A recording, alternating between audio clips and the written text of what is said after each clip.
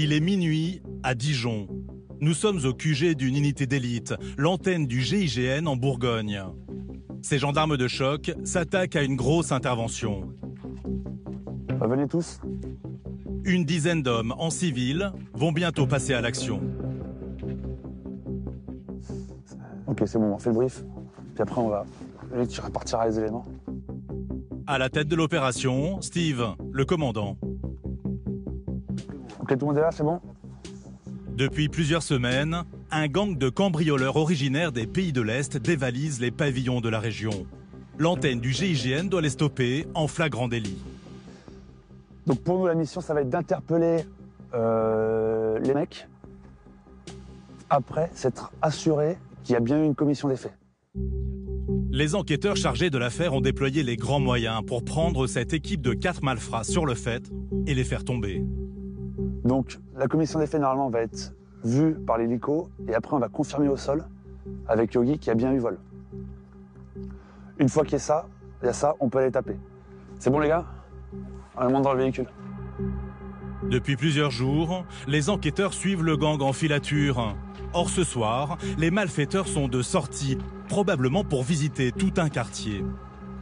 On est face en fait à des individus qui sont souvent en groupe organisé, parfois de manière quasi militaire, avec parfois une structure à l'étranger. Et en fait, ils font ce qu'on appelle des délits d'appropriation de biens, donc en fait des cambriolages en série. Et en fait, quand ils partent en raid, ils peuvent cambrioler des dizaines d'habitations d'affilée. Malgré leur métier, ces gendarmes d'élite vont affronter des malfaiteurs chevronnés. D'ailleurs, le gang est déjà en embuscade. Ils sont dans les bois, ils sont encore posés. Ils posent leur véhicule au milieu d'un chemin forestier, bien enfoncé dans la forêt à plusieurs centaines de mètres. Là, on sait qu'ils vont commencer à passer à l'action. Ils descendent de leur véhicule et ils partent dans un petit village et ils commencent à faire des cambriolages de maisons en série. Cachés en lisière de forêt, les cambrioleurs s'apprêtent à dévaliser un quartier pavillonnaire. En caméra thermique, l'hélicoptère aperçoit leur voiture approcher des premières maisons. C'est parti pour une nuit de razzia. Ouais, répète, t'as vu 4 mecs, c'est ça? Ouais, je te confirme. 2 plus 2 qui ont enjambé le mur. 4 mecs. Voici les 4 cambrioleurs entrant dans la propriété. Loin de se douter que les gendarmes sont à 2 pas, dans l'obscurité. On est environ à 400 mètres. 400 mètres de l'entrée du... Ouais, nous c'est pareil. De l'entrée du chemin. Nous on est à 200 mètres, on est dans l'axe nous. On sait sur ces individus qu'il n'y a pas une dangerosité en termes d'armement. Souvent, on n'est pas confronté à ce type de risque. En revanche, on a des individus qui sont très mobiles, souvent avec des véhicules volés, et qui n'hésitent pas à foncer sur les forces de l'ordre pour s'enfuir. En quelques minutes, l'équipe de voleurs ressort d'une première maison, les bras chargés. Le dernier, il avait peut-être des trucs dans les mains parce qu'il a failli se casser la gueule dans le champ. Donc, à voir. Ouais, c'est possible qu'il ait caché des choses au début de la rue. Hein. Ouais, c'est ça. C'est parfait, c'est justement ce qu'on allait te demander, c'est d'essayer de trouver un endroit où ils cachent le matériel. Les cambrioleurs sont pris en flagrant délit. Steve resserre le dispositif. Donc pour moi, on est sur un vert engagement. On va considérer qu'ils sont passés à l'acte. D'autant que les cambrioleurs s'apprêtent à fracturer un deuxième pavillon. Les collègues de Steve, tapis dans la nuit, les voient approcher. Chut, ça arrive. Ils sont là. Après des semaines de filature, c'est peut-être la seule chance à saisir pour cette unité hors norme. Quand il faut neutraliser un terroriste ou un caïd du grand banditisme, ce sont eux qui montent en première ligne. Les hommes des 6 antennes du GIGN en province. Ok, top inter. Ça débarque au Master Grill, les gars, on débarque. Voilà. C'est à gauche. Ok, tu bouges pas, va au sol. Des gendarmes d'élite dépêchés sur les missions les plus dangereuses. Toujours cagoulés, ils doivent faire face aux pires délinquants. Je suis en 3. Ouais, je suis en 3. Vas-y, pète-moi ça. Préviens mettre mon avocat et c'est tout. On met mon t-shirt, on y va, chef. Pendant plusieurs mois, nous avons partagé le quotidien de l'antenne de Dijon en Bourgogne, l'une des plus actives du pays, avec plus d'une opération à haut risque par semaine. Gendarmerie! Belle surprise. C'est une calèche? Si. Une trentaine de militaires, prêts à passer à l'action en moins de 30 minutes dans l'est de la France. Allez, top dépose. De leurs interpellations musclées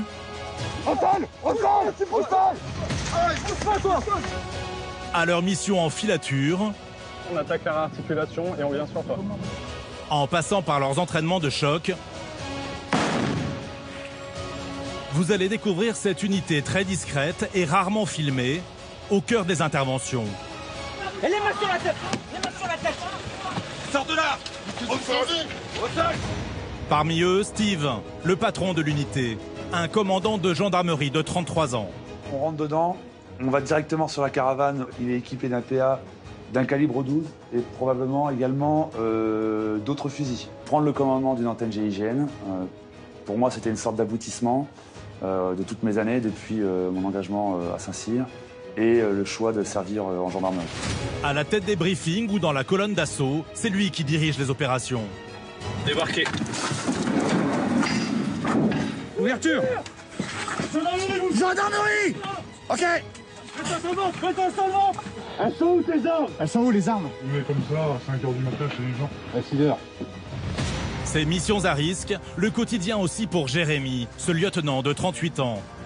Un deal de stup qui a dégénéré. À un moment où ils s'échangent le stup et l'argent, il y a un gars qui a sorti une arme et qui a mis 4 cartouches dans 4 têtes. Ce qui est vraiment intéressant, c'est un peu l'imprévu permanent, avec les missions qui s'enchaînent, les missions d'urgence. Un sang-froid à toute épreuve quand les événements s'accélèrent. À tous de Jérém, on bascule pour 6 heures taper en force. Des interventions que connaît bien Arnaud, lieutenant de 45 ans, cet autre pilier de l'unité. Il est à la tête d'un réseau qui est relativement structuré, hein. C'est vraiment une entreprise. Hein. On parle entre 70 et 100 clients par jour. J'ai eu affaire, oui, effectivement, à des missions où il y a eu des usages des armes, à quelques reprises. Ouais, à quelques reprises, ouais. Un gendarme d'expérience qui n'oublie jamais qu'ici la moindre erreur ne pardonne pas. Trafiquant d'armes, caïd de la drogue, gang de braqueurs. Voici un nouvel épisode d'enquête sous haute tension avec les gendarmes de l'antenne GIGN de Dijon.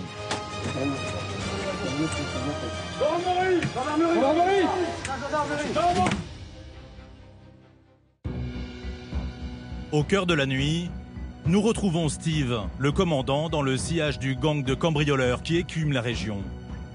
C'est les premières maisons du lotissement? Attends, je suis en train de chercher, je t'envoie une photo si j'arrive à trouver. Ouais. L'hélicoptère vient de repérer les cambrioleurs entrant dans un deuxième pavillon pour le dévaliser. L'hélicoptère a visuel sur 4 individus qui viennent d'enjamber un mur au niveau de la propriété. L'équipe d'intervention est cachée à quelques mètres. Ils sont là. Plus question d'attendre, l'assaut est lancé.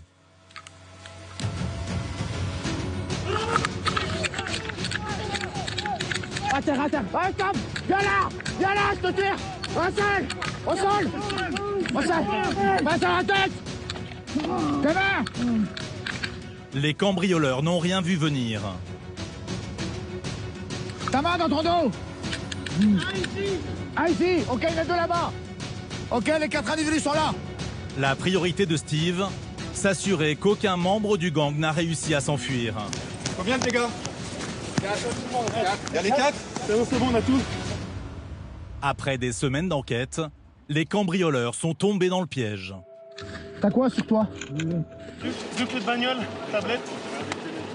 Ce soir encore, la bande s'apprêtait à rafler un sacré butin en écumant les villas du quartier. Alors qu'est-ce qu'on a trouvé au final? On a fait le plan, le bilan ou pas? Il y a un sac à main qui appartient à une dame, une pochette qui appartient à un jeune apparemment, plus le matos qui est dans le fossé là-bas, ouais. Pour l'instant. Ok. Effectivement, un peu plus loin, les gendarmes découvrent le reste des objets plutôt surprenants que le gang a raflés dans la première maison. Des tronçonneuses, des trucs genre groupe électrogène, voilà, du matériel de bricolage. Ce qui était non transportable dans l'immédiat, qu'ils ont planqué. Ils comptaient revenir avec le véhicule pour charger. Les 4 malfaiteurs n'ont pas perdu de temps. En moyenne, un cambriolage par des professionnels prend 3 minutes, pas plus. Sur eux, on a quand même des bijoux, de la tablette et voilà.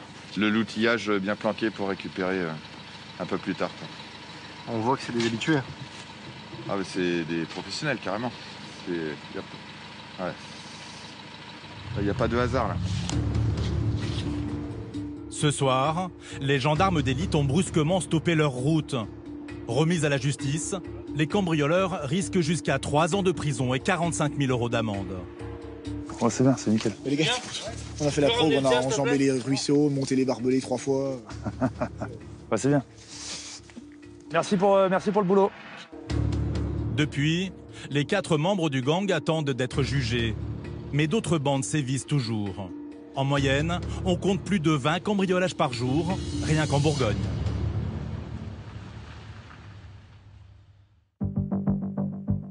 Pour faire face à ces interventions souvent musclées, les hommes de l'antenne GIGN se préparent en permanence. Ce matin d'ailleurs, plusieurs d'entre eux vont repousser leurs limites. Ce matin, on va travailler un peu plus proche de la réalité et des fonctions qu'on exerce. 2 fois par semaine, les gendarmes d'élite se mesurent aux séances de sport de Tarek. Ce maréchal des logis-chefs, c'est l'instructeur de l'unité. Allez, go, on y va. Allez, donnez. Allez, plus rapide, Joe, plus rapide. Allez, on lâche pas, on n'abandonne jamais. Ça fait mal, c'est pas grave. C'est justement là qu'on se sent vivant. Allez, bossez. Tarek, un ancien champion de judo de haut niveau. Avec lui, pas question de se ménager. Aujourd'hui, un équipier, quel qu'il soit, qui ne s'entraîne pas et qui n'a pas une bonne condition physique, ne peut absolument pas remplir les missions qui lui sont dévolues. Donc en fait, un gars, plus il va s'entraîner fort à l'entraînement, plus il va donner et plus la guerre sera facile.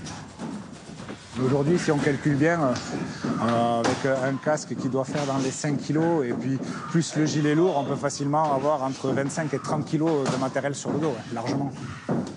Voilà, donc il faut tenir et il faut s'entraîner.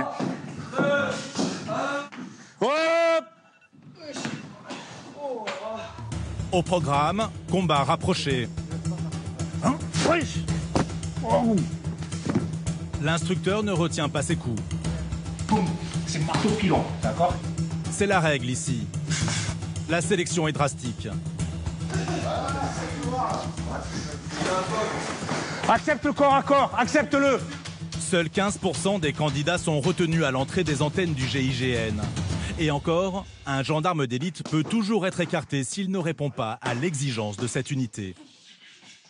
S'il ne répond plus aux critères physiques, en fait, dans un premier temps, personnellement, il va falloir qu'il se remette sérieusement en question. Ensuite, on pourra éventuellement l'aider à se remettre dedans.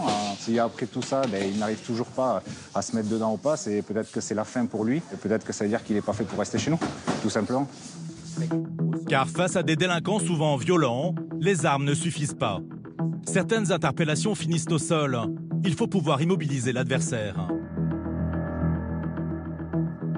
Allez, pensez mobilité au sol. Voilà, Joe, tourne. Te laisse pas attraper, très bien. En fait, chez nous, il y a une règle qu'on appelle ça la règle des 3 T, comme je leur dis souvent. La règle des 3 T, c'est quoi? C'est travail, travail, travail. Il n'y a que le travail qui paye, il n'y a que la répétition. Et on sait très bien que celui qui fait plus, obligatoirement, sera plus fort. Ok. C'est bien, les gars, super. Féloche, super séance. Des entraînements poussés pour être prêt le jour J. D'ailleurs, une nouvelle affaire attend l'antenne GIGN. Ce jour-là, au QG de l'unité à Dijon, Benjamin, adjudant de 38 ans, part sur une mission un peu particulière et en civil. Direction une vallée toute proche. Benjamin fait partie de l'équipe de renseignement qui prépare en amont toutes les interventions des gendarmes de choc. Donc là, on va partir reconnaître un petit peu les lieux de l'intervention afin de recueillir le maximum de renseignements sur la géographie des lieux pour définir exactement le mode d'approche et d'action qu'on va mettre en œuvre. Et pour opérer discrètement, cet adjudant a tout le matériel. Donc pour ça, on va utiliser un moyen aérien, un drone, tout simplement. Quand on ne peut pas recueillir les renseignements autrement, si on ne connaît pas la configuration des lieux, on laisse une place au hasard et ça, c'est quelque chose qu'on n'aime pas du tout et qu'on ne privilégie pas dans nos modes d'action. Benjamin travaille sur une opération prévue le lendemain. Les hommes de l'antenne doivent interpeller un individu réputé très dangereux à son domicile. Voilà, donc là, on est à proximité directe. On va essayer d'être quand même discret. Apparemment, il serait au domicile. Prends la route du château plutôt. Repasse devant. À la moindre erreur, l'homme risque de se douter de quelque chose. Ah, c'est là. Ah ouais, c'est là. C'est à cette hauteur-là, voilà. Bon, on va se mettre derrière le bouquet d'arbres, là, et puis je vais décoller derrière le bouquet d'arbres. Benjamin doit filmer les lieux sans éveiller les soupçons. Et aujourd'hui, la chance est avec lui. C'est très bien. On entend un bruit de tronçonneuse, là. Pourquoi c'est bien?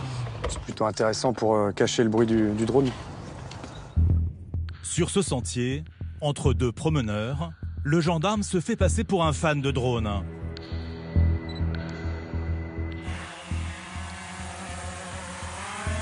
Il doit filmer le domicile au plus près.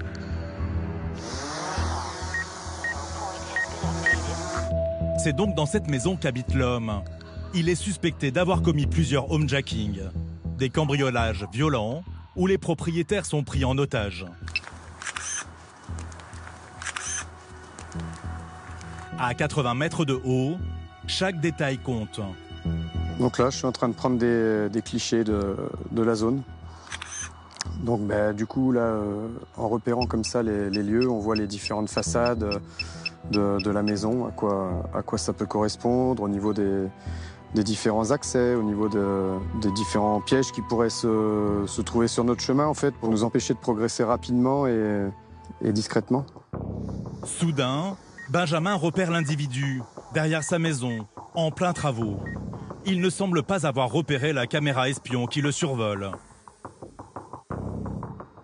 Ah, bon, il y a du monde dehors en plus. C'est bien pour vous? Pas forcément. On va voir.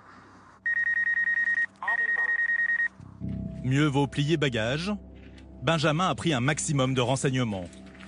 Pourtant, le lendemain, l'antenne GIGN va se heurter à un détail qu'elle n'avait pas anticipé.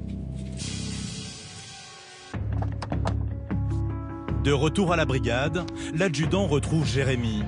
Ce lieutenant de 38 ans, le numéro 2 de l'unité. Très vite, il remarque la complexité des lieux. Vas-y, montre-moi la façade là.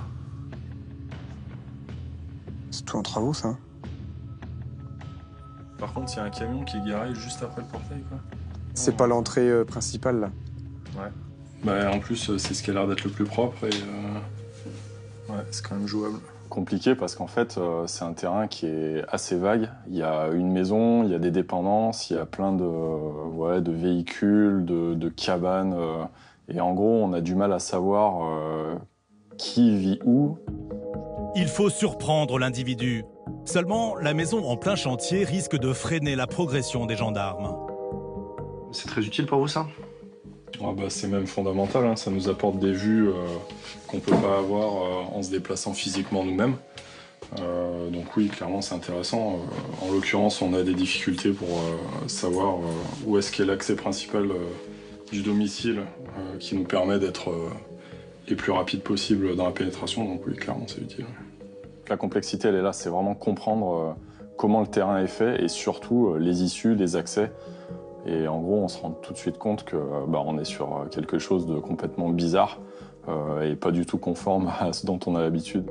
Dans ce genre d'opération, le moindre oubli peut coûter cher, surtout face à des délinquants que rien n'arrête. Le soir même, Jérémy a convoqué tous ses hommes pour un briefing. On est tous là? L'homme qu'ils vont interpeller à l'aube est loin d'être un enfant de cœur. Son casier judiciaire est inquiétant. On fait le brief pour la mission de demain. Donc notre target, donc 28 ans. Ce gars-là, il est connutage pour des vols, menaces avec armes, détention d'armes. Alors c'est un gros fan de fusil à pompe, il est tombé pour ça. Vraisemblablement tapé par le raid dans le passé pour ces faits-là. L'interpelle s'est pas très bien passé dans le sens où bon, il s'est rebellé, ça a été un peu une purge. Et il est tombé pour des armes. Clairement, ce qui ressort, c'est qu'il est toujours calibré, mais surtout, c'est des fusils à pompe.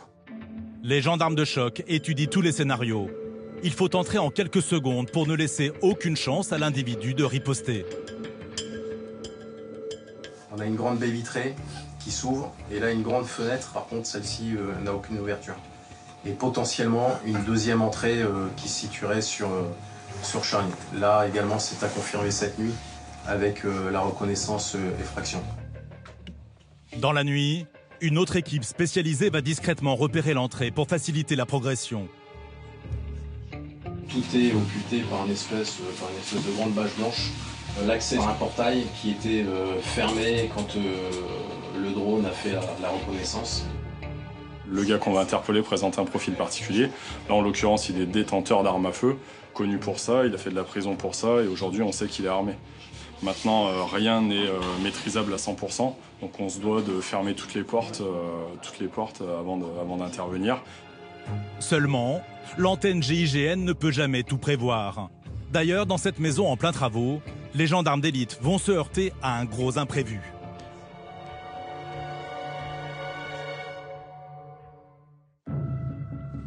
Le lendemain matin, il est à peine 5 heures. Une douzaine d'hommes sont déjà d'attaque pour cette intervention risquée face à un malfaiteur présumé adepte du fusil à pompe. L'antenne GIGN se déplace avec une impressionnante cargaison d'armes et de matériel. Comme ce bouclier d'assaut de 20 kg avec caméra embarquée. Donc là en fait il y a la caméra qui est reliée à l'intérieur avec un écran qui permet d'avoir des vues du coup et d'être protégé à l'intégrale. J'allais dire après je ne vais pas rentrer trop dans les détails techniques et sur les possibilités parce qu'il faut garder le part de mystère. Comme prévu, l'équipe d'effraction a repéré l'entrée dans la nuit, apportant un nouvel élément. On a un chien à l'extérieur. Il a l'air assez énervé, parce qu'il gueule pas mal. Néanmoins, il a l'air attaché. La douzaine de gendarmes embarquent direction le domicile de l'individu. Tout à l'heure. Sur la route, dès qu'on part, c'est le petit texto à la famille pour dire bon bah je pars sur un truc, m'attendez pas et puis voilà. On est complètement concentré sur la mission. Je suis absolument pas en train de dire qu'on n'a jamais peur et que voilà, hein, c'est pas ce que je dis, mais on est à fond dedans. Très vite, le silence s'installe.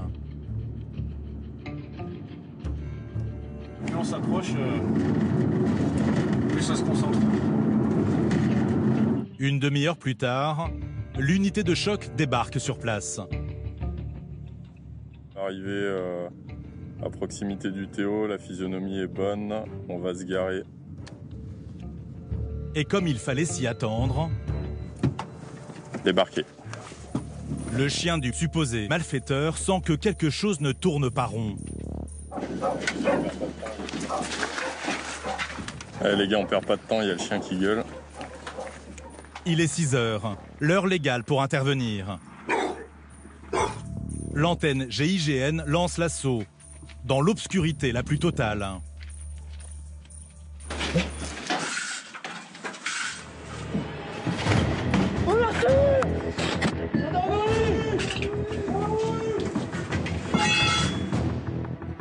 En quelques instants, la colonne investit le rez-de-chaussée.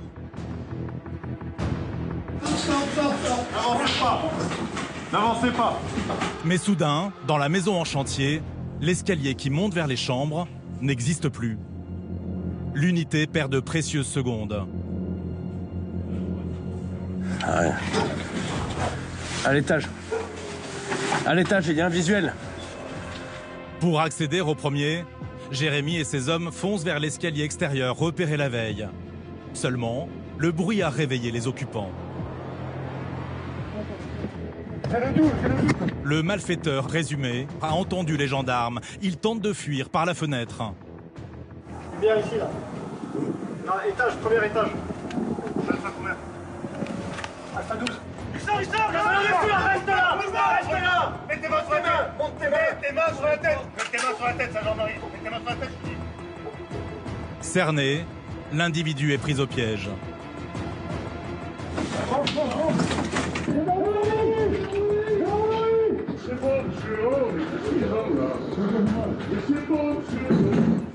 Cette fois, l'homme n'a pas eu le temps de saisir son fusil à pompe. Peut-être a-t-il hésité car des proches dorment à côté. Place, pour l'instant, reste 2 éléments de cette target et 2 éléments, le frère et le père. La clé de la réussite, c'est la fulgurance dans l'action, la surprise, en fin de compte, pour pas qu'il ait le temps d'utiliser son arme ou ses armes. Pas de place au hasard, tout doit être calculé en amont. La famille, surprise en plein sommeil et sous le choc. S'il vous plaît, oh! Putain, mais c'est pas possible! Il n'y a ni résistance, ni rien.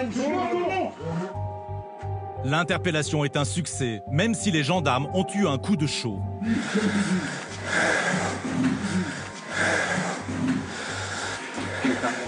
L'absence d'escalier aurait pu coûter cher. Fais gaffe. Non, reste pas là. Reste pas là. Sors de là. Heureusement, Jérémy et ses hommes sont rompus à ces changements de dernière minute. Tu peux pas savoir qu'il faut aller dehors pour remonter, quoi. C'est impossible. Un petit côté atypique sur l'endroit, puisque c'est une maison très particulière, en travaux. Tout est modifié, un escalier intérieur qui n'existe plus, un accès au premier étage par un escalier extérieur de fortune. Enfin voilà, c'était atypique. Bon, on avait assuré le coup en mettant pas mal de gars à l'extérieur. Et voilà, la petite opportunité qu'il aurait pu avoir a vite été calmée par nos gars qui étaient en position et qui l'ont fixé. L'homme interpellé va être entendu par la justice. Suspecté de cambriolage avec violence, il risque jusqu'à 5 ans de prison et 75 000 € d'amende. Nous vivons tous dans le même monde, et pourtant, nous le percevons différemment. Pour la plupart, cette voiture est un concept. Pour nous, c'est un vrai potentiel.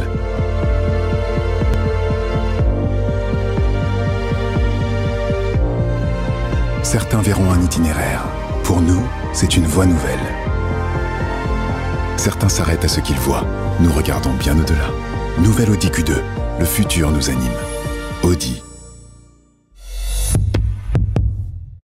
C'est la 3e fois cette semaine que vous leur faites des pâtes. Et ça commence à faire beaucoup de pâtes.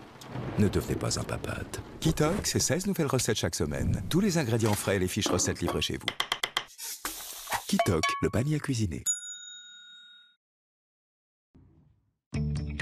Ce matin-là, aux alentours de Dijon, une quinzaine de gendarmes se préparent pour un entraînement détonnant. 5, 6, 7, 8, 9, 10, 11, 12, 13, 14. Si, c'est bon, on est tous là.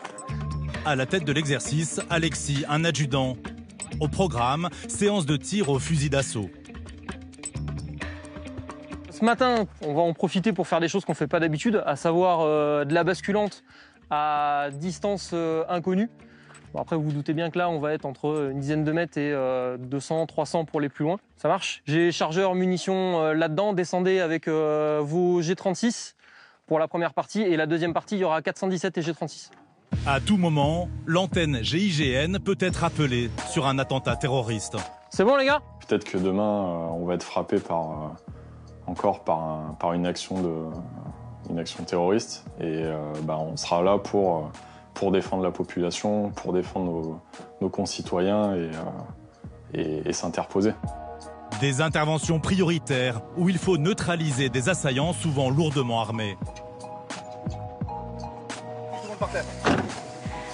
Pour riposter, l'une des armes les plus puissantes, c'est le fusil d'assaut. Mais voilà, encore faut-il viser juste. Ce matin, Alexis teste la capacité de ses camarades à toucher un assaillant à une centaine de mètres. Alors là, on prépare une petite séance de tir au fusil d'assaut à distance inconnue. On a accès donc à des cibles basculantes qu'on peut piloter via une tablette. Donc d'un simple mouvement du doigt, je peux les faire monter ou descendre. et choisir différents types de scénarios, différents types de configurations pour amener les opérateurs à travailler d'une certaine façon, soit des cibles qui vont pouvoir monter, se baisser, ou des cibles qui vont rester fixes et où il va falloir les traiter le plus rapidement possible. C'est notamment là ce qu'on va essayer avec les 2 prochains. En moins d'1 minute, il faut toucher un maximum de cibles. Les plus éloignées sont à 200 mètres. C'est bon, prêt les gars? Allez, quand vous voulez.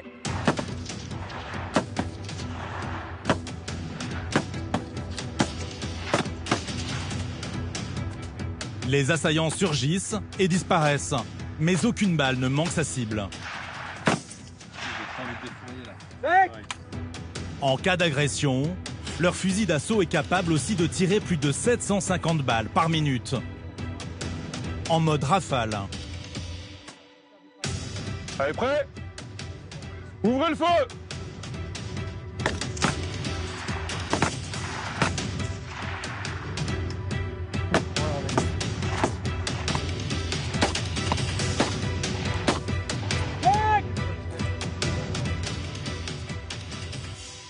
Mais voilà, comment riposter face à un groupe d'assaillants encore plus déterminés?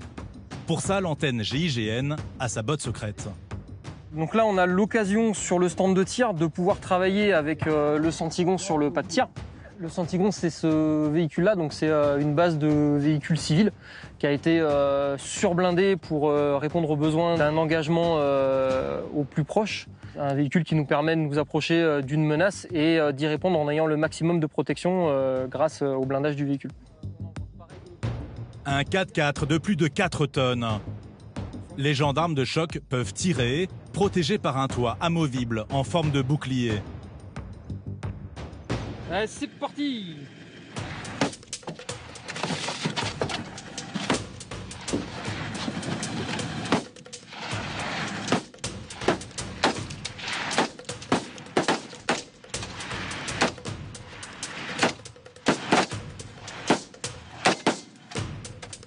Le 4x4 peut résister à des tirs nourris. Si la situation venait à se tendre. Ouais, c'est très important comme exercice de travailler sur des champs de tir comme ça, compliqués avec beaucoup de cibles, notamment en ce qui concerne l'entraînement contre terrorisme, qui reste une des vocations premières de la création des antennes GIGN. Des entraînements pour se tenir prêt. D'ailleurs, une nouvelle intervention sensible attend les gendarmes. Le lendemain, à Dijon, Arnaud, ce lieutenant de 45 ans et 13 ans d'antenne GIGN, dirige la manœuvre. L'équipe d'intervention vient d'être appelée en renfort par les enquêteurs de la gendarmerie. L'unité de choc doit interpeller un gros dealer présumé, recherché depuis des mois. Il aurait déjà échappé dans le cadre de 2 procédures différentes aux enquêteurs, en fait, au service qui était chargé de l'interpeller. Parce que beaucoup de mal à le loger, très précautionneux, et puis il fait très attention, quoi. Donc, il protège son business, donc voilà. Il dort jamais au même endroit, tout ça. Donc voilà, on sait que ça va être compliqué de le localiser, de l'interpeller, quoi. On sait que les stupéfiants, par nature, c'est compliqué, parce que ce sont des gens qui sont très fuyants, ce sont des gens qui prennent beaucoup de précautions pour protéger et leur business et leur personne. L'homme réputé insaisissable est connu de la justice. Un spécialiste du trafic de drogue qui peut réserver de mauvaises surprises. Effectivement, des stupéfiants, offre ou cession non autorisée de stupéfiants, détention non autorisée de stupéfiants. C'est original ça, pénétration non autorisée dans un établissement pénitentiaire. Apparemment, l'individu n'a peur de rien. Et c'est bien le problème. En cas d'interpellation, il peut se montrer dangereux. C'est du trafic de stupéfiants, donc potentiellement pour te protéger les affaires, les gens sont assez régulièrement armés. On en discutera, on affinera tout ça avec les enquêteurs en fonction de leur ressenti et des éléments qu'ils ont en fait. L'opération s'annonce risquée. Arnaud doit avoir un coup d'avance. Une heure plus tard, avec 2 de ses collègues, ils partent en reconnaissance sur le terrain. L'individu viendrait quotidiennement sur son point de vente, une pizzeria. Arnaud doit trouver la meilleure méthode pour l'interpeller. va faire en sorte de se fondre le plus possible dans le paysage et effectivement tirer avantage des quelques particularités du terrain qu'il pourrait y avoir. Les gendarmes arrivent discrètement en plein centre-ville. Par contre, il faudrait faire le tour. J'aimerais bien voir on va aller voir ce qu'il y a derrière. Et très vite, ils détectent une activité suspecte sur les trottoirs autour de la pizzeria. Peut-être des guetteurs, des sonnettes dans le jargon. Voilà, tiens là, à droite, ouais. Il y a du monde qui attend là, je sais pas ce qu'ils attendent. Moi, je sais pas ce qu'ils attendent. Ce qui va nous intéresser aussi, c'est les possibilités de fuyantes. Comment débarquer en force sans éveiller les soupçons des guetteurs? Pour éviter une fuite du chef du réseau, présumé, l'antenne GIGN va tenter de débarquer en sous-marin dans des camions banalisés. Ouais, ici, franchement, c'est pas mal. Hein. Non, c'est bon. Là, on sera plus serein pour le mettre. Sachant que si c'est là, du coup, avec le zoom, il faudra arriver dans l'autre sens. Ouais. Mais ça s'annonce compliqué. Le quartier est un vrai labyrinthe. C'est un sens unique là?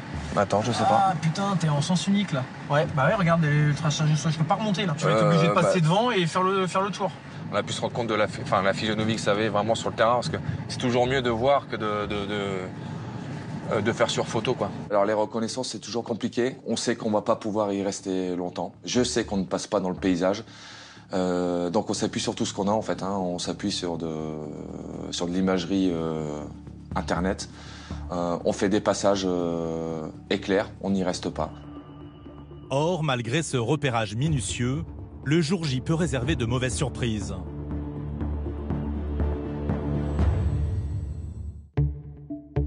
Le lendemain, au siège de l'antenne, tout le monde est convoqué pour un briefing, histoire de régler les derniers détails.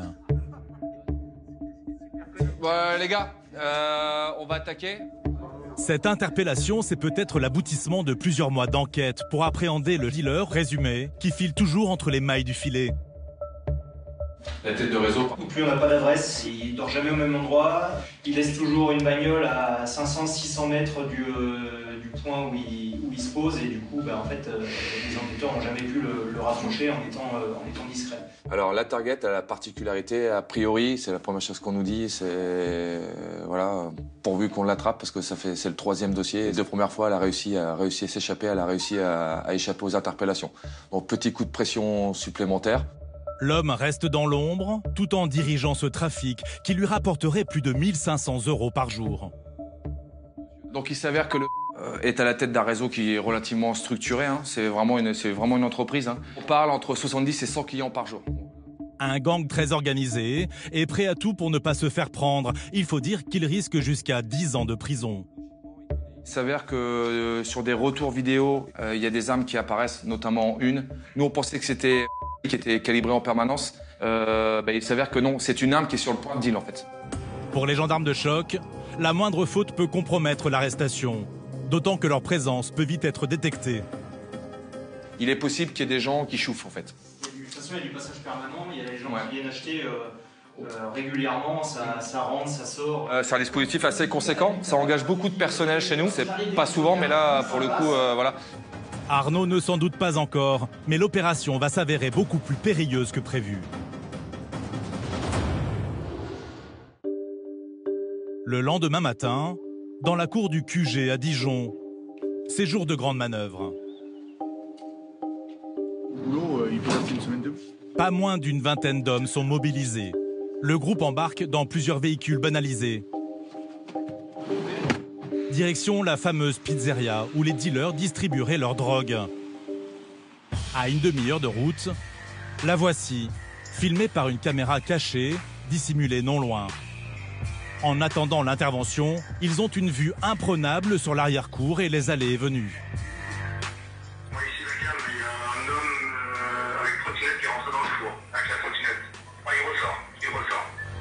Pendant ce temps, l'unité d'élite vient d'arriver.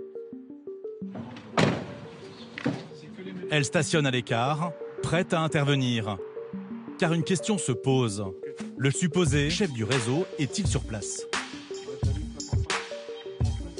Je te laisse un peu surveiller par là-bas, je regarde là-haut aussi. Ouais. Grâce à la caméra cachée, les gendarmes repèrent 2 individus dans l'appartement, à l'étage. Situation inchangée pour les 2 targets à l'étage, au-dessus du balcon. Porte fermée, 2 targets à l'intérieur. Quand soudain, un homme apparaît à gauche de l'image. C'est le prétendu bras droit du chef du réseau. Ça arrive du parc.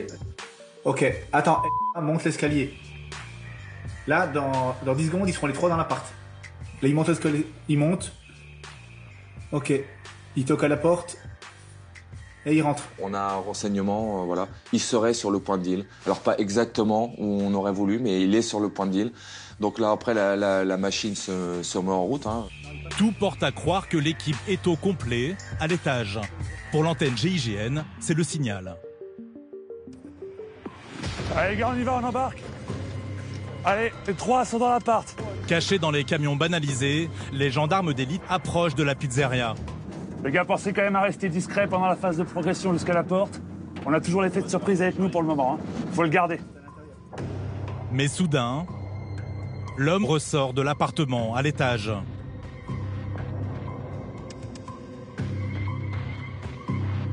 Ok, il redescend. Le pantacourt redescend. Ok, il arrive à l'angle du mur. Ok, il reprend sa place de sonnette. Il risque de repérer les gendarmes qui approchent. Il est où là? Il est au... Ouais, donc il peut nous voir. Il peut nous... Ah ouais. L'homme est nerveux, faisant des allers-retours entre le café tout proche et sa voiture. Dans le dispositif. Dans sa voiture. Dans sa voiture, les 2 targets à l'étage. Au volant, le dealer présumé s'apprête à démarrer. L'opération se complique car il pourrait foncer sur les hommes. Faut faire gaffe les gars, il serait dans le véhicule. Ouais. Attends. Faut le dire à la radio par contre.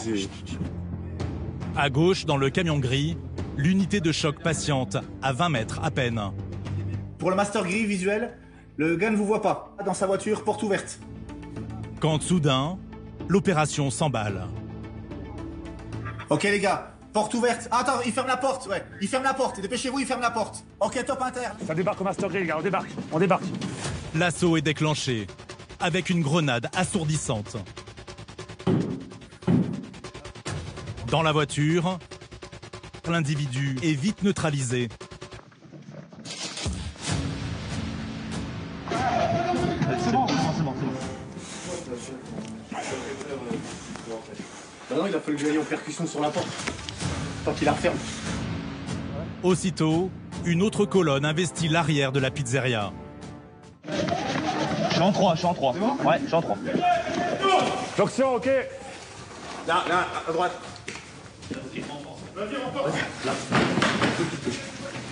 Vas-y, pète-moi ça. Sur la zone d'action, hein, elle est quand même assez vaste, assez compliquée, avec beaucoup de fuyantes possibles. Donc oui, effectivement, 2 colonnes, une de chaque côté, pour pouvoir bien tenir le dispositif pendant la phase d'interpellation. L'établissement est fermé, difficile d'y voir clair. Là, c'est fait là. Et très vite, aucune trace des occupants. Est-ce qu'on a un jackpot pour... Au même moment, la 2e colonne attaque l'étage. Allez, vas-y, grimpe. C'est à gauche. L'unité de choc envahit l'appartement. C'est à gauche. Quand, surprise, la colonne tombe sur un salon de coiffure clandestin avec un client. Ok, tu bouges pas, va au sol. T'es au sol. Tu bouges pas, tu mets dans le dos, tu mets dans le dos. Tu bouges pas, ok? Ouais, demi-cas, jackpot, un jackpot. À côté, leurs collègues surprennent un autre individu. Lui aussi n'a pas eu le temps de réagir. C'est bon, menotté. Non, c'est comment? Le hasard fait qu'au moment où on déclenche l'action pour interpeller la cible numéro 1, il se trouve qu'il y a un de ces lieutenants qui intéresse beaucoup le dossier, qui est présent sur zone, alors un petit peu en retrait, mais qui est présent sur zone. C'est aussi quelque chose qu'on avait anticipé, donc du coup, évidemment, on l'interpelle dans le même temps. En fait. Mais la bonne surprise vient du salon de coiffure. L'homme qui se faisait faire une coupe serait le chef du gang. Ton prénom, c'est quoi? Ouais, demi-cas, jackpot, un jackpot. Qu'est-ce qui se passe là, chef? Les enquêteurs t'expliqueront après ce qui se passe. Après avoir échappé à la justice pendant des mois, le numéro 1 présumé du réseau est enfin neutralisé, mais nullement impressionné par le déploiement de force. À 3, on va se lever, t'es prêt 1, 2, 3. Ok. Tu la mets toi aussi. Assieds-toi. Si tu mets le t-shirt, ça va bien se passer. Il n'y a pas de problème, chef. Il n'y a pas de problème. Juste moi, tu mets les choses en condition, devant, bah vous voulez après. Préviens le maître, mon avocat, c'est tout. On met mon t-shirt, on y va, chef. En attendant, l'homme va être présenté à la justice. Pour Arnaud, l'opération est un succès. Une fois de plus, ça ne ressemble pas exactement à ce qu'on avait imaginé, mais néanmoins les lieux étaient connus. On avait des équipes qui étaient réactives, articulées pour pouvoir faire différentes missions. Donc au final, ça s'est bien passé. D'autant que la perquisition conduite à l'abri de nos caméras a donné des résultats. Je récupère mes sacs, on y va direct. Voici ce que les enquêteurs ont découvert. 18 000 € en liquide, près de 5 kilos de cannabis et 80 grammes d'héroïne. C'est bon, tu vas récupérer tous les mecs en lourd En lourd, ouais. Depuis le début de l'année, les malfrats supposés auraient ainsi vendu pour 200 000 € de stupéfiants. Depuis, l'enquête se poursuit.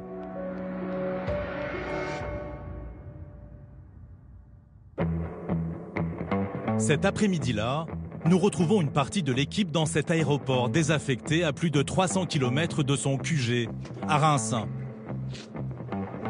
Jérém TX. Jérémy, le numéro 2 de l'unité, organise avec un expert du GIGN national un exercice un peu spécial, un assaut antiterroriste. Et vous allez le voir avec une technique dont l'unité garde jalousement le secret.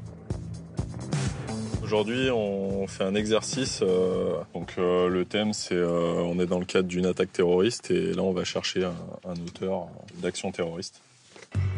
Les assaillants sont à l'intérieur. Objectif, les neutraliser le plus vite possible.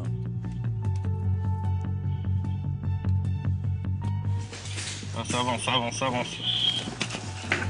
Pour les surprendre dans la pièce où ils sont retranchés, les gendarmes vont utiliser une arme redoutablement efficace. Des explosifs. Une charge très dangereuse. Même en exercice, à la moindre erreur de manipulation, les gendarmes risquent leur vie.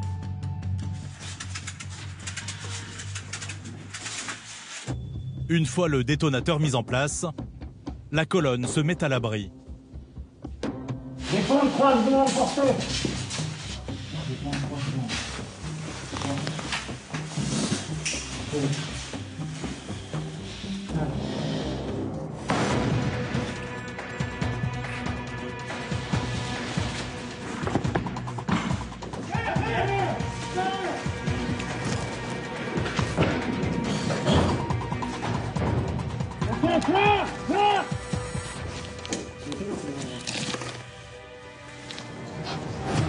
Le genre d'exercice que Jérémy ne prend jamais à la légère. Une telle déflagration peut désorienter la colonne dans le feu de l'assaut. C'est quand même une opération qui est très sensible. On utilise des matériaux qui sont extrêmement dangereux, c'est quand même de l'explosif. Donc on a la nécessité de travailler en technique pour nos opérateurs qui sont spécialisés là-dedans, mais aussi d'habitude opérationnelle, l'explosion sensorielle que ça amène, le bruit, l'odeur, le choc. Ça peut pas être de la découverte. Ce jour-là, l'antenne GIGN va répéter l'opération à 3 reprises pour s'aguerrir.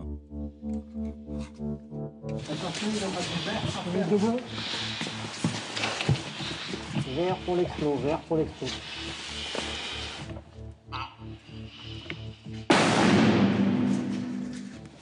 Alors voilà, il y a tout un tas de petites techniques pour absorber et ne pas subir l'onde de choc notamment. On ne se colle pas au mur, on ouvre légèrement la bouche, on porte des protections auditives très performantes qu'on a en dotation. Enfin voilà, il y a tout un tas de petites choses à bien respecter.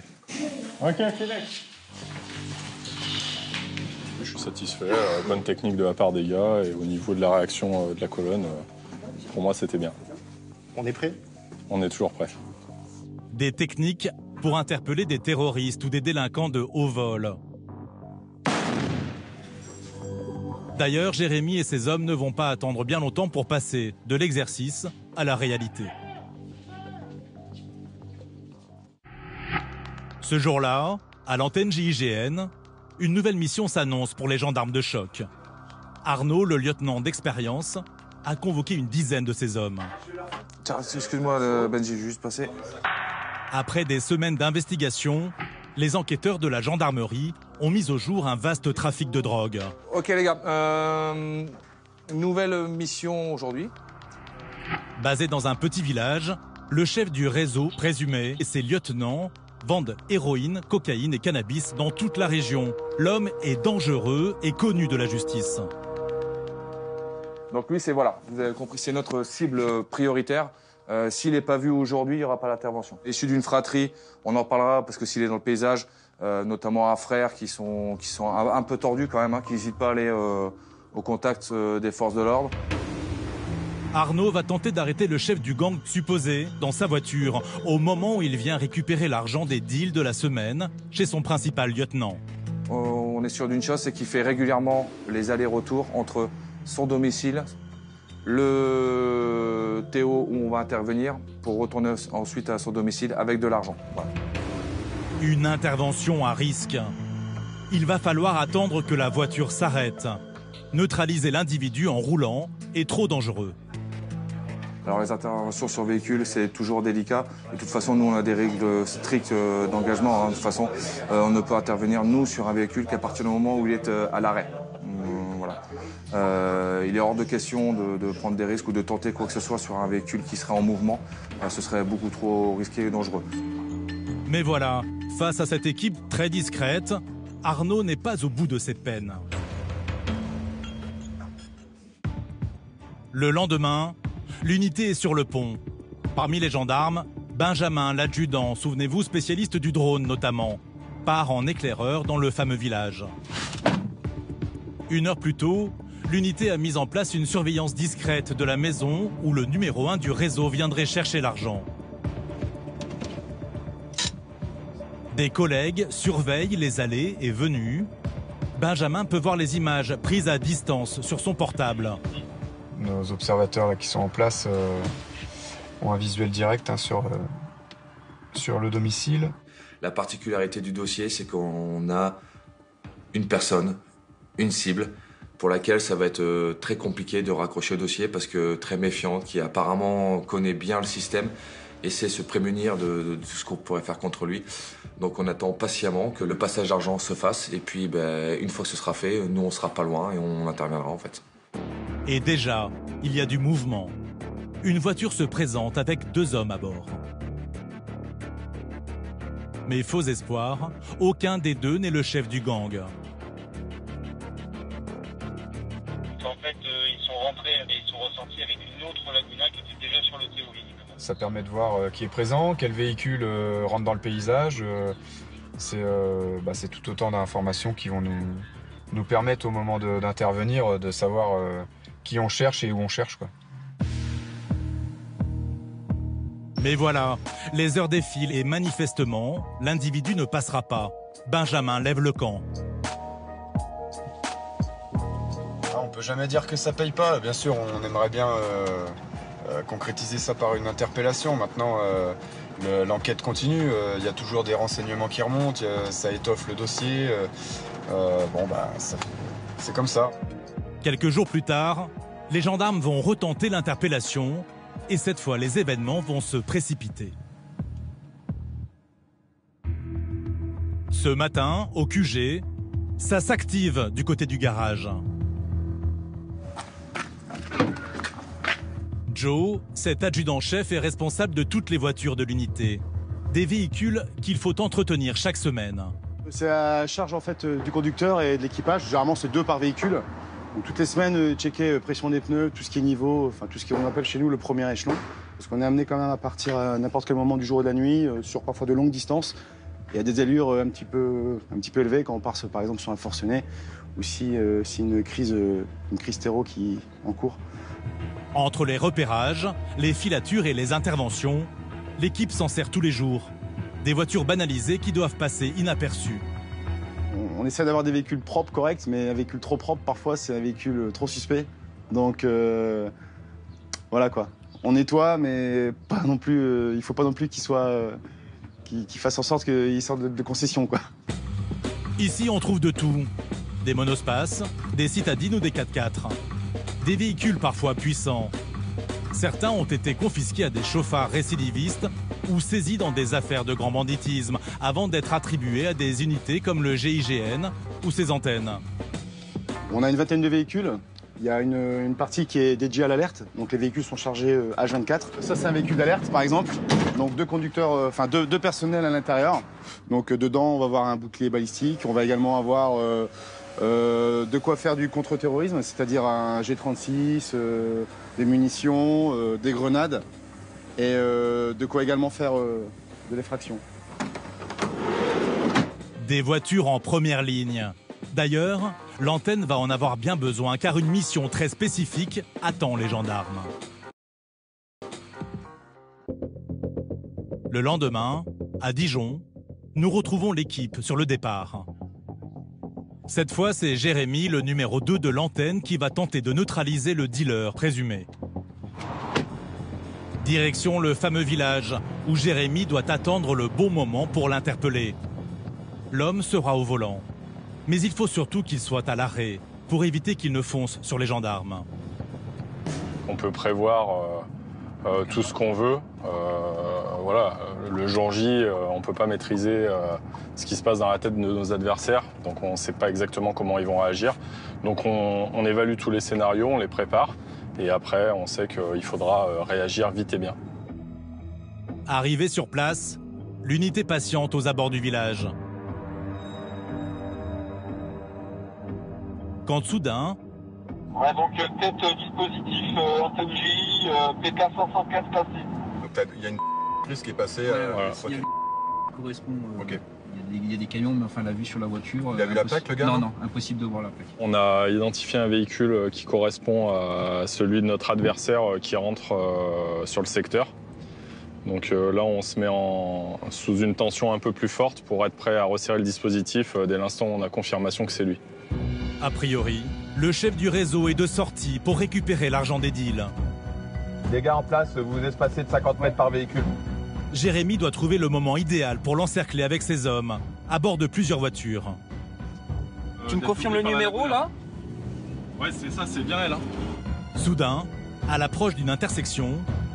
Bon les gars, à tous, vous pouvez taper la qui arrive en face sur le stop. Le chef du gang, présumé, arrive par la gauche, sur un stop. Il conduit cette voiture grise. L'antenne GIGN le prend en tenaille. On l'a fait, c'est parti les gars. Gendarmerie nationale! Main sur la tête! Et les mains sur la tête! Les mains sur la tête! Sors de là! Sors de là! Au sol! Au sol!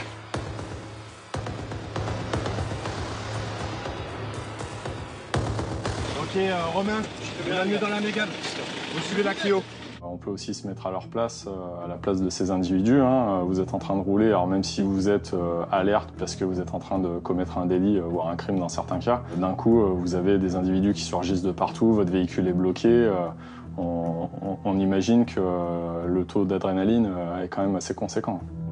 Mais l'opération est loin d'être terminée, car il faut maintenant interpeller son bras droit, supposé, qui, sans nouvelles, risque de suspecter un problème. Jérémy rappelle ses troupes. On va se réarticuler pour venir taper la dôme, ok? Donc le temps est effectué, on attaque la réarticulation et on vient sur toi. Là aussi, l'antenne GIGN va devoir frapper vite et fort. Ok, le store en alpha 1 a été fermé de la porte-fenêtre. À moitié. On a toujours une observation constante sur l'individu qu'on va interpeller. On sait qu'il est rentré dans la maison et qu'il vient de fermer un volet. Pour approcher du domicile, l'unité monte dans ce camion banalisé. À tous, c'est un départ cuve, okay, pour le Théo. On fait premier arrêt, on constitue la colonne déjà dans la cuve. L'homme habite dans une grande propriété à l'écart. Pour l'empêcher de fuir, deux équipes vont l'encercler. Allez, top dépose. La première colonne attaque la maison où une première surprise les attend. Il y en a un qui vient renfort avec la colonne, avec nous. Justin. C'est parti. Ouverture! Jean-Marie! Heureusement, le chien comme les occupants sont un peu sous le choc. Bougez pas! Jean-Marie! Ok, c'est bon. Il y a du monde dans la maison ou pas? C'est pas grave. Allez les gars. À l'intérieur, hormis ses proches, aucune trace de l'individu. Claire en haut, Claire à l'étage. Pendant ce temps, la seconde colonne investit la propriété où les enquêteurs ont repéré une caravane. Et brusquement... J'en veux la tête! Au sol! Au sol! Au sol! Allez, pousse pas toi! Pousse-moi! Claire! Claire! Claire! C'est quoi ton nom? Comment? Non, ok. Depuis cette caravane, le numéro 2 du réseau alimenterait le trafic en héroïne, cocaïne et cannabis. On a pas de situation les gars, donc on a interpellé caravane, correct? Tout se passe très bien. L'individu est interpellé devant sa caravane. On finit de sécuriser les lieux, pas de souci particulier. Ce jour-là, les enquêteurs retrouveront 10 000 € en liquide chez les dealers présumés. Passibles de 10 ans de prison, ils devraient bientôt connaître leur sort devant la justice. Quelques jours plus tard, dans ce bâtiment désaffecté en plein cœur de Dijon, les hommes de l'antenne s'entraînent sur une spécialité dont ils parlent rarement. Attention! L'observation et le renseignement, avant de passer à l'action. Benjamin, l'adjudant spécialiste des drones, entre autres, dirige l'exercice. On va mettre en œuvre du matériel technique, caméras, des petits robots, sonorisation, etc. Et avant de faire rentrer des personnels et de les exposer dans un compartiment de terrain qu'on ne connaîtrait pas, on va essayer de prendre un maximum de renseignements dessus. Pour déloger un forcené, par exemple, pas question de foncer tête baissée. On va monter direct au premier, je pense. Avant de monter à l'assaut, l'antenne GIGN doit collecter un maximum d'informations. Et pour ne pas exposer ces hommes inutilement, les gendarmes disposent d'un matériel dernier cri, ce mini-robot équipé d'une caméra. Une commande très simple, hein. C'est un enfant de 3 ans, il pourrait jouer avec, hein. Surtout ceux de notre génération, enfin des nouvelles générations. C'est quelque chose qui est durci, hein, qui peut être jeté ou alors posé en toute discrétion. Un robot high-tech à 12 000 € qui permet de débusquer un forcené bien caché sans prendre le moindre risque. Donc là, je devine une première pièce relativement vide. Donc pour moi, rien au robot. En revanche, il y a une deuxième pièce en recoin. Voilà, il n'y a rien de particulier qui gênerait la pénétration, etc. Ça, c'est le genre de renseignement qu'on va essayer de rechercher. Et si rentrer dans le bâtiment s'avère trop dangereux, l'unité de choc déploie alors une autre stratégie. Observer le forcené depuis l'extérieur. Alors du coup là on s'apprête à réaliser une séance de descente en rappel pour mettre à profit donc la technique de perche caméra afin d'aller chercher du renseignement par une fenêtre dans le thème un forcené avec un otage. Mais pour jeter un œil par la fenêtre, encore faut-il s'approcher à la verticale. À l'antenne GIGN, tous les gendarmes sont rompus aux techniques de descente en rappel. Protégés par des tireurs d'élite, ils peuvent observer discrètement. Du coup là, c'est une perche télescopique au bout de laquelle on a une caméra qui a une voie jour et une voie thermique. Et ça permet en fait avec un écran et un retour sans fil d'aller observer sans s'exposer via le bras de la perche pour pouvoir donc ensuite renseigner les camarades de la colonne. Des techniques pour éviter les imprévus. Seulement en opération, le risque zéro n'existe pas et l'antenne GIGN va en faire l'expérience. Il est 2 heures cette nuit-là. Tous les hommes ont été appelés en urgence. Jérémy, le numéro 2 de l'unité, n'a que quelques minutes pour les informer. Ok, on fait un petit point rapide pour que vous sachiez ce sur quoi on part. En fait, c'est la police suisse qui a besoin des gendarmes d'élite français. Un règlement de compte entre dealers a tourné au bain de sang 2 jours plus tôt, de l'autre côté de la frontière. Il y a eu un deal de stup qui a dégénéré. Et en gros, au moment, un peu à la Scarface, un moment où ils s'échangent le stup et l'argent, y a un gars qui a sorti une arme et qui a mis 4 cartouches dans 4 têtes. De là, il y a des protagonistes qui prennent la fuite. Dans ces protagonistes, il y a 2 Français qui sont identifiés. En gros, c'est les mecs qu'on va aller chercher tout à l'heure. C'est pas si fréquent, heureusement d'ailleurs, puisque c'est quand même un dossier criminel qui est assez glauque. On est sur une tentative d'escroquerie, on va dire, sur un deal de stup qui finit en bain de sang avec plusieurs personnes tuées, avec une arme à feu. Donc non, c'est quand même pas des faits qui arrivent tous les jours. Le deal portant sur 5 kilos de cannabis a mal tourné. La fusillade a fait 2 morts et 3 blessés graves. L'un des jeunes Français serait l'auteur des coups de feu. C'est des individus interpellés qui sont quand même assez sensibles, c'est risqué, parce qu'on sait que c'est des gens qui sont potentiellement armés, qui ont fait usage de sang-froid de leur arme, et pour au final aller jusqu'à l'extrême. Donc oui, pour nous c'est sensible. Jérémy et ses hommes prévoient d'interpeller le premier des 2 Français dans la rue, devant chez lui, à 4 h du matin. L'heure à laquelle il partirait au travail. Le second sera appréhendé dans la foulée. Le tireur présumé risque jusqu'à 20 ans de prison. Face aux gendarmes, tout peut arriver. Pour préparer l'opération, Jérémy a positionné certains de ses hommes près de son domicile. On a des gars de chez nous qui sont à proximité immédiate des sorties du domicile, donc prêts à interpeller l'individu s'il sort. Et en plus, on a un dispositif un peu plus élargi en mesure de les renforcer si jamais ils avaient besoin de soutien. Le but, c'est qu'il ait aucune chance de s'échapper et qu'il ait aucune chance de re-rentrer dans son domicile une fois qu'il en est sorti.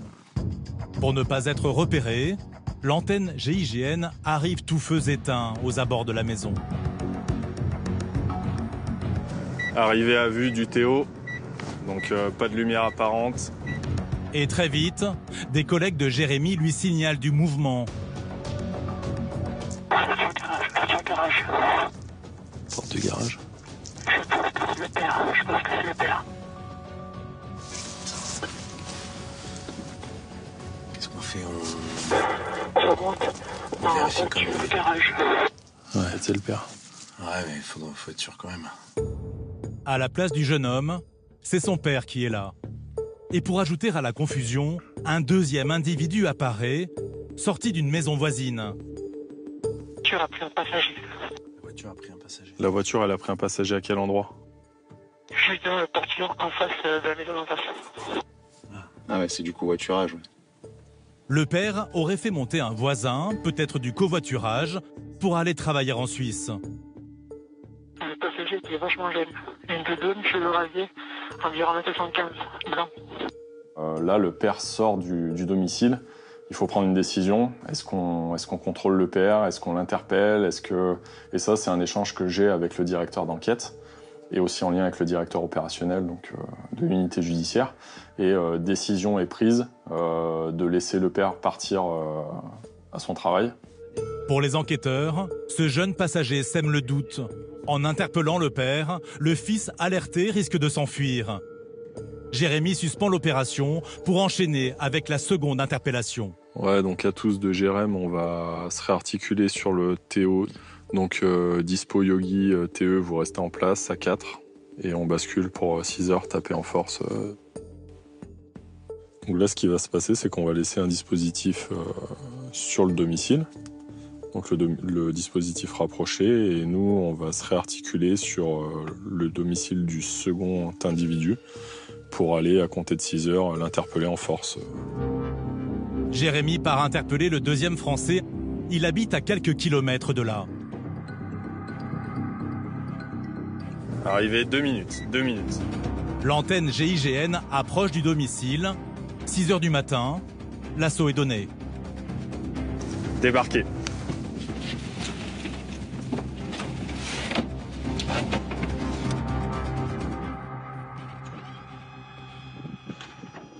Pour rentrer au plus vite, Jérémy et ses hommes utilisent ce vérin hydraulique capable de faire sauter n'importe quelle porte avec ses 4 tonnes de poussée.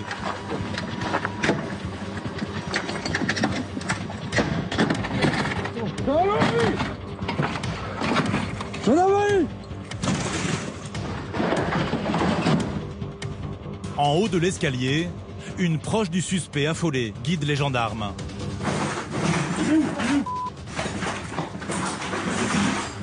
La colonne surprend le complice présumé dans sa chambre.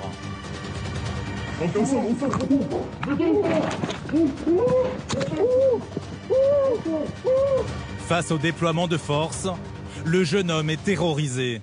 T'as de l'armement ici. Non. Tu sais pourquoi on est là? Hein? Comment? Tu sais pourquoi on est là? Bah, j'ai déposé un pote à un endroit. Il est où? Il est chez lui, certainement. Chez lui? Oui. Ok. Chez ses parents? Oui. Il faut aussi se mettre à la place de nos adversaires. 6 h du matin, les gens généralement sont endormis. D'un coup, ils entendent la porte qui saute. Ils entendent crier gendarmerie. Et là, ils voient une grosse masse sombre avec des lumières tout autour qui foncent sur eux. Voilà, le cas échéant, s'il y a rébellion, ils peuvent prendre un impact du bouclier. Donc tout de suite, voilà, on prend un ascendant énorme sur eux. Et enfin, ouais, c'est de la peur, hein, faut pas se mentir. Donc. Ok, target interpellé. Ok pour tous, jackpot, jackpot. Selon lui, l'autre jeune, auteur présumé du double meurtre, serait bien dans la première maison, surveillée plus tôt par l'antenne GIGN. Il nous dit que c'est chez ses parents actuellement. Okay. Donc l'individu qu'on est venu chercher est là. Et il vient de nous confirmer que le second individu est bien présent chez ses parents. Donc on va se réarticuler pour aller le chercher. Pour Jérémy, retour à la case départ. Le meurtrier présumé, 20 ans à peine, se serait bien replié dans la première maison, celle de ses parents, après la fusillade en Suisse. Mais sur place, une mauvaise surprise attend l'antenne GIGN. Allez, de Jérém, dernier virage, on rentre dans la rue du Théo. Débarquement, débarquement. Souvenez-vous, un peu plus tôt, le père était parti au travail, prenant un voisin dans sa voiture. Allez, pour la colonne en avant. Ok, Yogi, c'est bien pris, colonne en cours de progression. Selon le premier interpellé, le jeune homme est certainement chez lui et peut-être armé. Gendarmerie! Gendarmerie! Gendarmerie! Gendarmerie! Gendarmerie! Gendarmerie! Ok, quoi? Là. Qu'est-ce qui se passe? Il est où ton fils? Il est où? Il est au boulot! Il est où? Il est au boulot! Il est au boulot! Je suis toute seule! La mère du jeune homme, affolée et seule, aucune trace de son fils. Jérémy pressent ce qui s'est passé. Bonjour madame. La gendarmerie. Il est où? Il est au boulot. Il est parti quand? Il est parti avec son papa ce matin à 5 h. T'as entendu, Jacques? Ouais. Ouais, les gars, vous pouvez me faire remonter le DE. C'est parti bosser avec son père. Dites-moi, qu'est-ce qui s'est passé? C'est grave. On va vous expliquer, madame. Les enquêteurs ont hésité à intervenir. Pourtant, c'est bien son fils que le père est allé chercher pour l'emmener en Suisse. Mais pour Jérémy, son interpellation prochaine ne fait guère de doute. L'individu est absent. L'individu, non, il n'est pas là, il est justement parti en Suisse avec son père. Et après, ce sera un travail de coopération avec l'unité suisse pour savoir si il l'intercepte là-bas ou est-ce que on fait un peu mode silence et puis on attend qu'il revienne en France pour le taper à son retour en France. Finalement, la police suisse interpellera le jeune homme dès le lendemain sur son lieu de travail. L'enquête révélera qu'il aurait tenté d'organiser un faux deal avec 5 kilos de savon à la place du cannabis. Les acheteurs ayant senti l'arnaque, il aurait tiré. Mis en examen pour double homicide et triple tentative d'homicide, il risque jusqu'à 20 ans de prison. Une semaine plus tard, dans le Jura, nous retrouvons les hommes de l'antenne GIGN. Régulièrement, ils quittent leur QG pour s'entraîner ensemble. Au programme du jour, baudrier et combinaison de plongée. Marcus du coup et puis Jérémy, je pense que ça va le 3, ça va te faire. C'est Loïc, un adjudant-chef qui dirige la manœuvre. Alors aujourd'hui, petite activité cohésion. On fait 2 canyonings, une journée canyoning. Et puis en même temps, voilà, c'est ludique, il y aura des petits sauts, de la corde. On n'est pas dans le dépassement de soi parce que c'est pas le but là. Mais voilà, on est dans le bon moment et moment de partage comme ça fait toujours du bien. Voilà, en dehors de ce qu'on fait tous les jours. La région regorge de canyons et de rivières que les gendarmes vont devoir franchir. Bon les gars, allez, c'est parti, monte au quai. Et dès l'entrée, les gendarmes attaquent le canyon en rappel.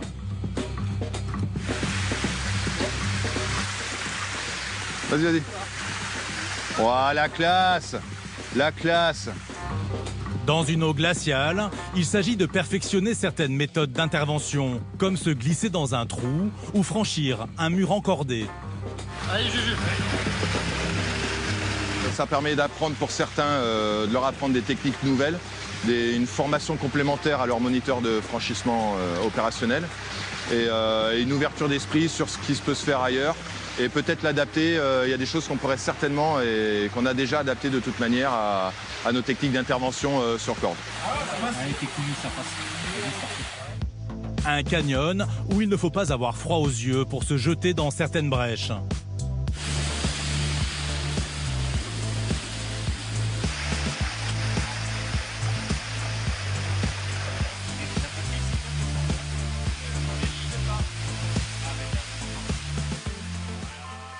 Au final, un bon moment pour ces gendarmes qui se retrouvent régulièrement en dehors des horaires de travail. Là, c'est du partage, du plaisir, tous ensemble. Là. Voilà, ça soude, c'est comme ça qu'on soude une équipe aussi. Voilà, c'est parti de ce moment-là. La solidarité, de l'entraide, la cohésion, voilà. C'est des valeurs qui nous sont chères. Un esprit de cohésion qui va leur être bien utile. Car déjà, une nouvelle mission s'annonce et l'équipe va devoir rester plus soudée que jamais.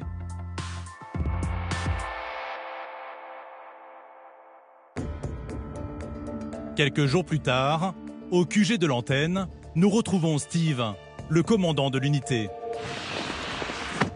Ce soir, il est appelé en urgence dans une brigade de gendarmerie.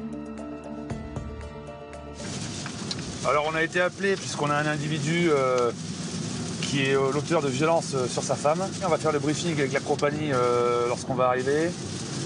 On est sur un camp de gens du voyage. La gendarmerie locale a demandé du renfort dans cette affaire de violence conjugale présumée. Car l'homme est déjà recherché par la justice pour violence. Donc est-ce que vous pouvez nous expliquer la situation ? Alors la situation, donc sur les éléments, on a été sollicité pour localiser donc, un individu, un dénommé donc, qui a commis des violences sur son ex-compagne, donc sur fond de jalousie, des coups ont été donnés par monsieur. A priori, on a une ITT de 3 jours sur madame. L'homme s'est réfugié sur le terrain où vit son père. Pour l'interpeller, les gendarmes ont besoin de renforts car l'individu a un profil inquiétant. Donc lui, il est enregistré au niveau Agrippa comme tireur sportif depuis 2017. Mais là, effectivement, une arme de poing, donc un Beretta 92F, une arme d'épaule qui est une Winchester en calibre 12, et une carabine de Schultz Browning en 300, qui sont, selon son ex-compagne, stockées dans leur housse dans l'armoire de la chambre de la caravane. Le suspect, un tireur sportif, aurait au moins 3 armes déclarées. Les gendarmes d'élite vont devoir le neutraliser en quelques secondes. Seulement, ils ont peu d'informations sur ce camp de caravane. J'ai demandé quelques précisions à la victime qui a été auditionnée aujourd'hui par les collègues. Donc elle nous explique que sur le terrain, a priori, il y a 2 personnes. De ce qu'elle connaît, son père et donc lui. A priori, ça devrait être, tu me dis si je me trompe, ça devrait être cette caravane-là, qui est la sienne. Ça devrait être celle-ci, parce que ça c'est son véhicule. Alors, caravane Fendt, avec une seule porte d'entrée et 4 fenêtres sur la face avant. La caravane en question se trouve sur un terrain isolé. et une seule route permet d'y accéder. Steve briefe l'équipe et met en garde les gendarmes sur les difficultés de l'opération. Demain, nous, à 5h, on est ici.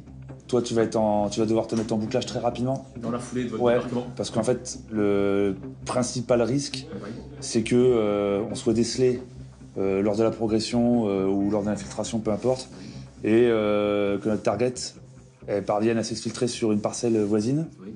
Et après, pour la retrouver, voilà. Donc c'est pour ça qu'il va falloir être très rapide. Au moindre imprévu, la mission peut mal tourner. D'ailleurs, Steve et ses hommes sont loin d'imaginer sur quoi ils vont tomber. Le lendemain, 5h du matin, dans la brigade de gendarmerie, tout le monde est sur le pied de guerre. Steve a rameuté une dizaine de ses hommes et donne ses dernières instructions. Ok, donc bonjour à tous. Donc ce matin, interpellation dans un camp. La raison pour laquelle c'est nous qui allons le chercher, c'est qu'il est équipé d'un PA Beretta 92F, d'un calibre 12 et probablement également d'autres fusils. Ces armes seraient dans sa caravane avec lui, dans l'armoire, donc pas forcément sur l'homme, mais dans sa caravane. L'homme serait surarmé. Et alors qu'il risque jusqu'à 5 ans de prison, impossible de savoir comment il va réagir. On rentre dedans. On va directement sur la caravane. Le genre d'intervention dont Steve se méfie, car tout peut vite déraper. Des gendarmes ont déjà été blessés face à ce genre de forcenés. Il y a une vraie notion de dangerosité, étant donné qu'on est face à un individu qui se cache, et qui est armé, et qui sait se servir de ses armes. Pour limiter les risques, les gendarmes de choc ne laissent rien au hasard. Après, logiquement, dans une caravane comme ça, là, on va rentrer, ce sera le salon sur la gauche. Ouais. Et la chambre au fond à droite, du côté de la flèche. Il est 5h50. Pour l'unité, la tension monte. Ouais, c'est parti. Ok, donc pour tous, on quitte la compagnie. Délai de route, 10 minutes. Quelques minutes de concentration. Quand soudain, mauvaise nouvelle. Des gendarmes cachés sur place informent Steve. Un détail corse l'intervention. Lumière dans la caravane. Présence de la voiture, il a dit non aussi. Ouais, 700 mètres. Apparemment, l'individu est réveillé. Steve et ses hommes risquent de se faire très vite repérer, mais plus le temps de changer de stratégie. Ok, une minute avant stand-by. C'est embêtant pour vous qu'il y ait de la lumière dans la caravane? Ça veut dire qu'il y a de la vie, donc ça veut dire aussi qu'on peut s'attendre à perdre un peu l'effet de surprise, mais normalement, si on se débrouille bien, ça devrait le faire. En fait, le seul moyen d'arriver en discrétion, c'est de parcourir la totalité de ce chemin, véhicule tout feu éteint, en pilotant sous jumelles de vision nocturne. La difficulté de cet exercice, c'est que il va falloir identifier le camp qui est en bout de chemin, mais il y a plusieurs camps en fait, alignés l'un après l'autre, et l'entrée est difficilement visible. Pas question de reculer. L'unité approche des caravanes. Steve déclenche l'opération. Entrez dans le camp. Je stoppe, débarquez.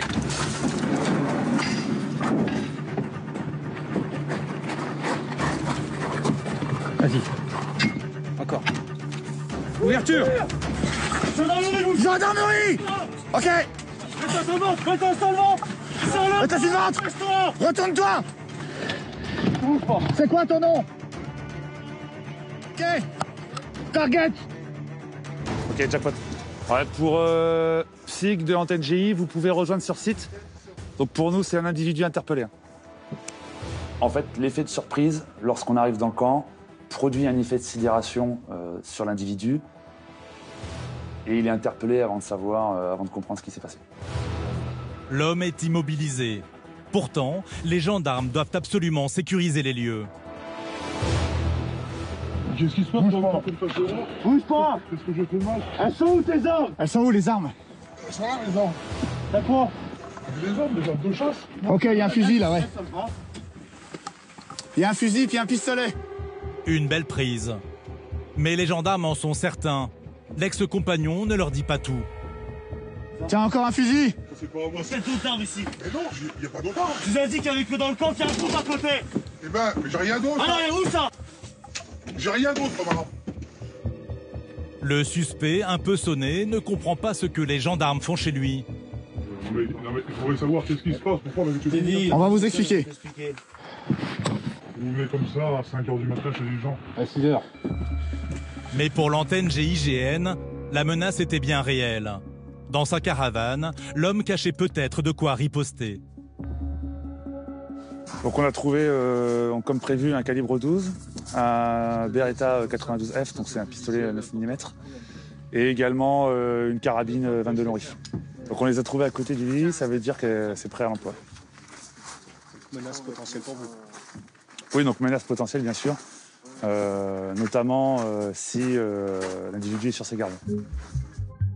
Et les gendarmes ne sont pas au bout de leur surprise, car en fouillant plus longuement, à l'abri de nos caméras, ils tombent sur un véritable arsenal, et pas des moindres.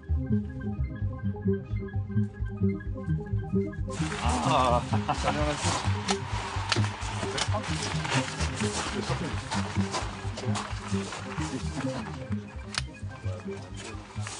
Ouais, c'est de la 22. C'est de la 22, ok. Ouais. Elle est où la calache en 22 ? Elle était dans sa caravane aussi ? Ah ouais, tout est dans la caravane. Une arme semi-automatique et un fusil à pompe non déclaré, en plus de ces 3 armes pour le tir sportif. S'il avait pu s'en saisir, l'homme aurait fait de gros dégâts. Heureusement, les gendarmes avaient anticipé. C'est terminé pour nous, donc on va se réarticuler et on est prêt à reprendre l'alerte.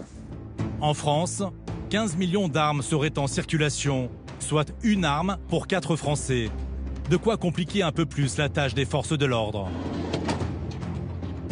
L'homme, lui, a été remis à la justice. Il devrait bientôt être fixé sur son sort.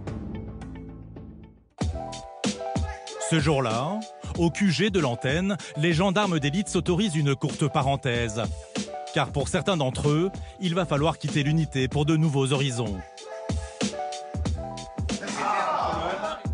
Dans quelques jours, Slow, comme on le surnomme, quitte l'équipe pour une nouvelle affectation. Ses camarades lui organisent un pot de départ. Ok, rapprochez-vous. Après 7 ans de service, cet adjudant rejoint le GSPR, le groupe de sécurité de la présidence de la République, la garde rapprochée du chef de l'État, en partie composée de gendarmes issus du GIGN et de ses antennes. Donc Slow, j'ai quand même du mal à me faire à l'idée que tu partes. État d'esprit exemplaire, esprit d'équipe exemplaire. Et Nico a beaucoup appuyé sur le côté rigoureux et loyal. Ici, bien évidemment, c'est pas moi qui le dis, hein, mais je pense que tu seras bienvenu tout le temps. Et j'espère qu'on aura l'occasion de se croiser. Voilà. Bravo.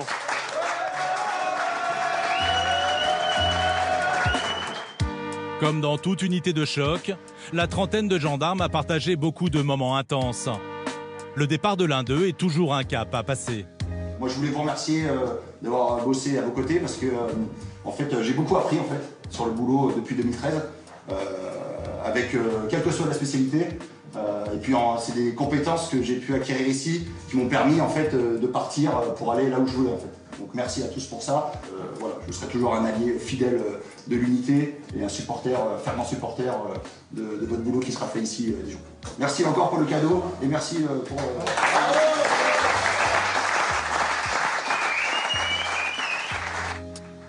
Un rare instant de détente pour ces gendarmes d'élite, le plus souvent concentrés sur leur mission.